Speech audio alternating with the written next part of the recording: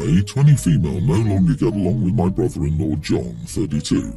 He's been with my sister, 34, for 6 years, and it's only recently that our relationship has gone down the drain. For some context, when John was 19, he and his ex-girlfriend Jane were having a baby. Unfortunately, the baby girl didn't make it. John and Jane broke up, but they meet up every year on the baby's birthday for lunch. Since meeting my sister, John also throws a small gathering for the family to come to. Obviously, none of us met the baby, but it's more for support since Jane moved countries and he doesn't have much family. When I was 16, my boyfriend passed away. It was very sudden and nothing could have predicted it. One day he was here, the next he wasn't. I'm in therapy and grief counselling. The issue is that in the past 2 years, John had turned grief into a competition, which really hurts because I used to look up to him as a role model, especially when it came to grief and moving on. But he can't let me be sad about my boyfriend. He has to bring up how his loss is so much worse. I want to clarify that I've never been in that position. I've never been pregnant or lost a pregnancy, so I cannot pretend to know what it feels like. But I'm sick of him lording it over me. For example, last year, I lost my appetite and John says, when I lost my baby I couldn't eat either. I'd lost a part of me. You just lost a person, you weren't connected, so it's not as bad. I'm invited to the party next month, but I told my mum and sister that I don't want to go and explain why. My mum and sister got very upset and said I was making a mountain out of a molehill and that I needed to put this pettiness behind me for John. They both said it would be douchey of me not to come. Am I the idiot? So John has turned his grief into an annual theatrical event and forces your entire family to attend as his captive audience? Sounds super performative and disgusting. Honey, you are not the idiot. He doesn't want support, he wants attention. Milking the situation so people feel bad for him. I have a loss. It hurts, it really does. But I would never turn it into an anniversary where I go out to eat with my ex and bring a whole family into it too. It's horrible. Don't go. You don't need to care if he doesn't care about your loss and feelings. Yeah, no. If it was just your sister, okay, fine. He likes the attention he's getting and that's why he also made it into a competition with you. Can't have you stealing his audience or limelight after all. So he's trying to gaslight you and your family into thinking that losing your boyfriend is somehow less and not as valid as his grief. And it worked on your family. They're a different type of grief and comparing them does nothing for anyone, except him because he doesn't want to move on and live with the memories that he has. You're trying to do so. In the end, you both lost someone. Your grief, as well as his, is valid. She lost her boyfriend 4 years ago. His loss was 13 years ago, so he's had a lot longer to process. I agree with everything you've written. He likes the attention and her fresher loss threatens that.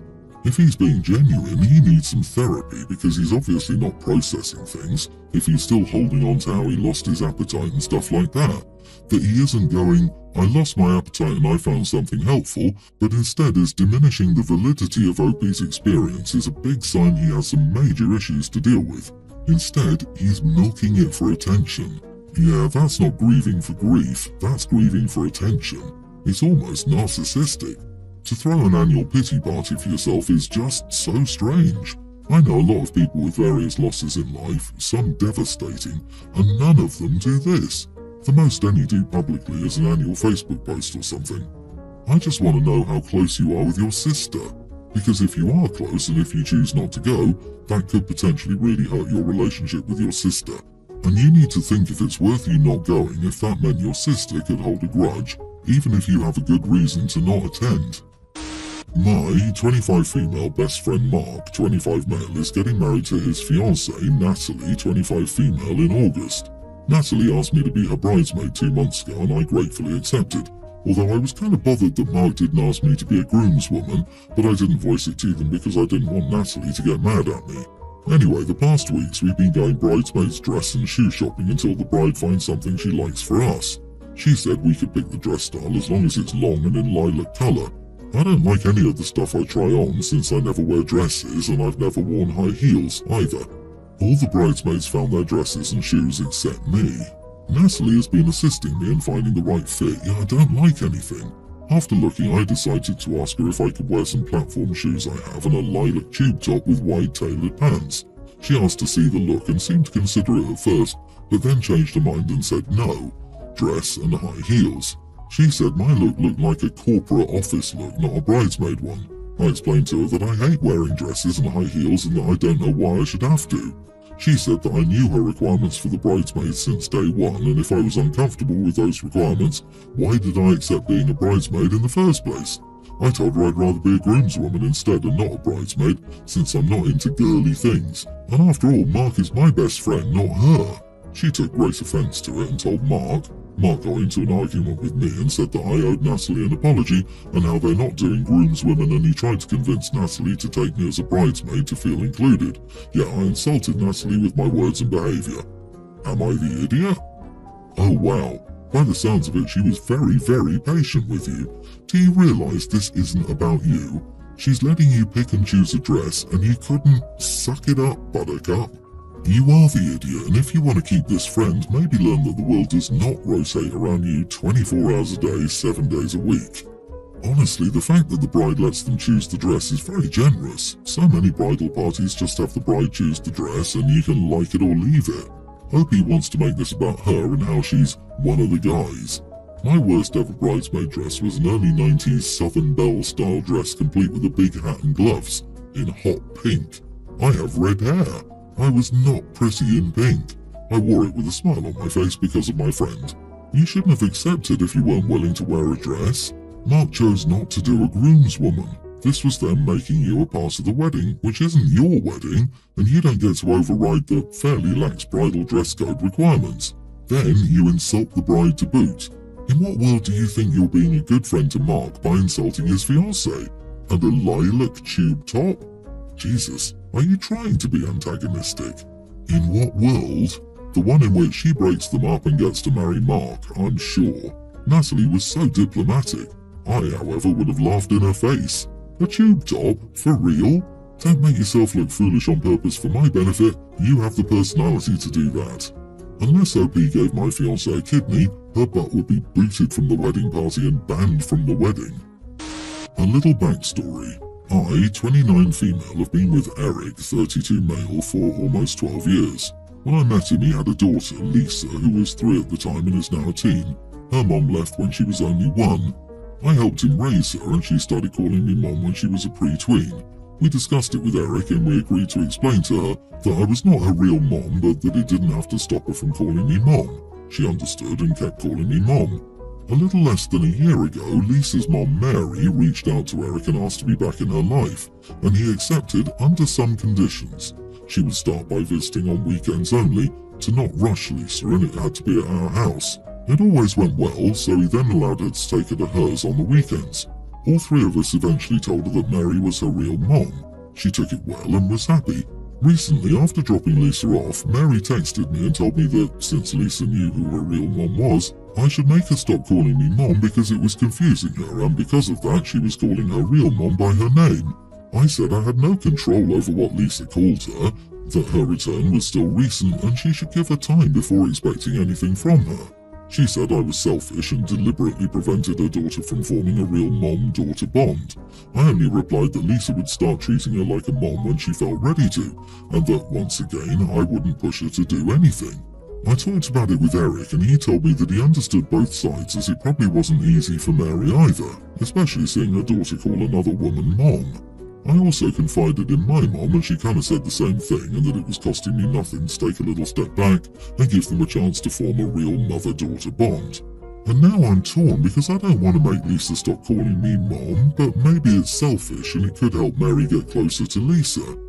Am I the idiot for not wanting to make her stop calling me mom? Not the idiot. This is not a decision for anyone to make except for Lisa. Look at what Mary is doing. Mary doesn't want to be the bad guy and tell Lisa to stop calling you mom. She wants you to do her dirty work. Then it looks like you are rejecting Lisa. How messed up is that?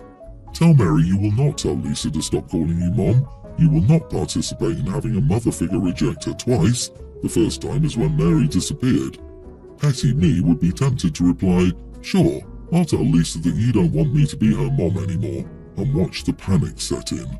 OP raised Lisa for most of her life, so I think she has the right to call her mom. Mary is acting like Lisa's a toddler with no agency in this situation.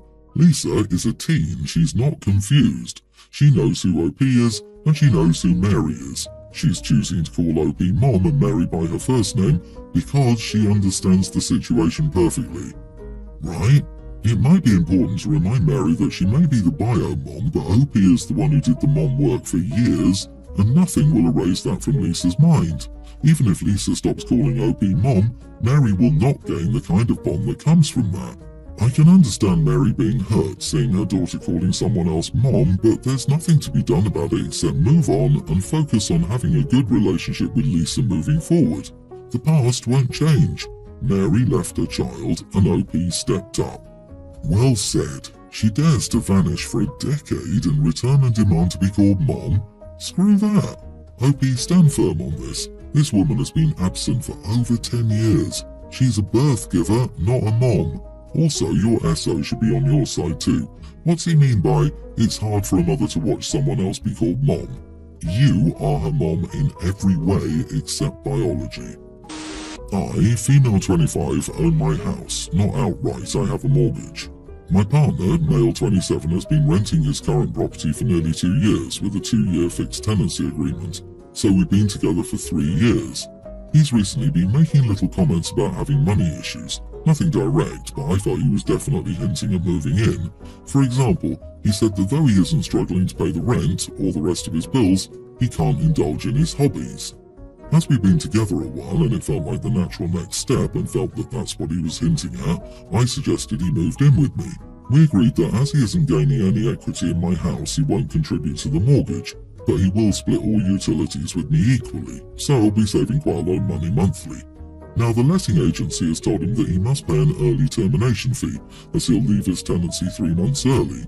The cost is around £600. He asked me to pay half of it today and blew up at me when I said no. My reasoning was he'd be saving money in the long run by moving in with me anyway. I am covering the cost of my property, so he should be covering the cost of his. I don't see this as a joint bill. He thinks I'm the idiot because I asked him to move in, so I'm why he's leaving his tenancy early anyway, so I should be responsible for half of it. When I told him he could stay at his and move in with me when his tenancy ended, and therefore wouldn't be required to pay the fee, he got even angrier and said I was showing my true colours and didn't actually want him to move in with me or have an equal partnership. I'm not sure if it's important, but for clarification, he has enough in his savings account to cover the whole fee. I have about double what he has in savings. He's aware of this as I've loaned him money from my savings before. I don't think I'm the idiot if I'm being honest, but he certainly does so. Not the idiot, and if you have any sense you'll cancel your offer and not let him move in. He's already feeling entitled to your money. He'll be living rent-free at your expense. He's only offered half utilities, which is not enough. And he also wanted to move in, yet he's somehow spinning this as some huge favour he's doing you. The heck with him. His meanness over this $300 just cost him a rent-free home, and, as you say, this is his bill, not yours. So you basically offered him a deal where he gets free rent and only has to split utilities, and he's whining that he'll have to fork out all of £300 to get out of his current lease. Do you really want to share a house with someone like that? It's a huge red flag. You are the idiot if you roll over and let him freeload off you. His behaviour is a warning of what will come every time you don't agree with what he wants. Consider carefully if you want to live with a man who blows up at you when you don't follow his orders. I, 29 female, have 3 kids, and last year my husband, children's father, passed away. I was a stay-at-home mom and always had been, so I had no idea where to start. I'd never had a job, and admittedly I didn't even have my license. It was tough from every single angle, but in short I needed help, so I decided to let my best friend Jesse, 30 male, and his wife Kim, 29 female, move into a spare room to help pay rent. I immediately went for my license, passed first try, and quickly got a job. During this time, my parents were helping with babysitting my kids. Thankfully, within 6 months, I'd become comfortable with the adulting lifestyle. However, we were still grieving heavily as I never really gave myself time to process the loss of my husband. Nor did my babies really grasp that Daddy wasn't coming home, which made things much more difficult. So anyways, my roommates have been fine for the most part, but have recently started attempting to get me to party more, let loose and have fun. Things I'm still not even remotely comfortable with, and I've expressed this multiple times, and I don't really feel comfortable being around any guy while drinking. I'm working through that in therapy, started recently, but there's a long road ahead. Well, I picked my girls up from soccer practice yesterday and brought them out for ice cream. We got home around 6 p.m, and there were 4 or 5 unknown cars in my driveway, and I could hear the music blaring. I walk inside to find easily 10 plus people, mostly men, drinking, dancing and partying with my roommates. I immediately turned off the music and told everyone to leave. My roommates called me a poor sport and said I needed to let go. Between them having strange drunk men and me and my husband's home around my girls and not respecting my boundaries on not partying in general, I decided to evict them this morning, where I had a lease already drawn up stating I could evict them at any time with a week's notice. I only gave them 7 days to be out and I was within my rights to do so. They're saying I'm an idiot for blindsiding them after all they've done for me, but them having drunk guys in my house around my daughters without even asking, knowing what I went through, was not a situation I will ever forgive. Am I the idiot? Not the idiot. No, they deserve it. Plus, when you confront them, they still show no remorse. What a bunch of idiots. Ignoring everything else, they threw a party with drink in your house where your children currently were, without your consent. Disgustingly entitled. OP, make sure you change the locks the same day they leave, regardless if they give you back their keys. Also, if they have any access to apps, including passwords like Prime Plus etc. that you pay for, make the necessary updates to remove them and change the passwords. If you have any small valuables, I'd suggest making sure they're somewhere safe. Not to insinuate your former friends would steal, but angry people sometimes do stupid stuff. Everyone's the idiot here. You suck because once you opened your doors and drafted up a lease agreement for them to live there, it became their house too. They suck for partying when you made it clear that you will not tolerate it. You should give them more time to find a place to live. Moving from one residence to the other can be extremely stressful, and it sounds like they've probably done a lot for you during your time of need. I agree, and in many states, never mind countries besides the US, it's not valid for a lease to have a shorter termination provision than whatever notice the legal eviction process is. Where I live, you have to give a tenant at least 30 days to move out. Also, if she didn't discuss house rules before letting them move in, she is definitely the idiot. However, the roommates knew her and should have known the sheltered young mum with 3 young kids was not the place to crash if you want to party.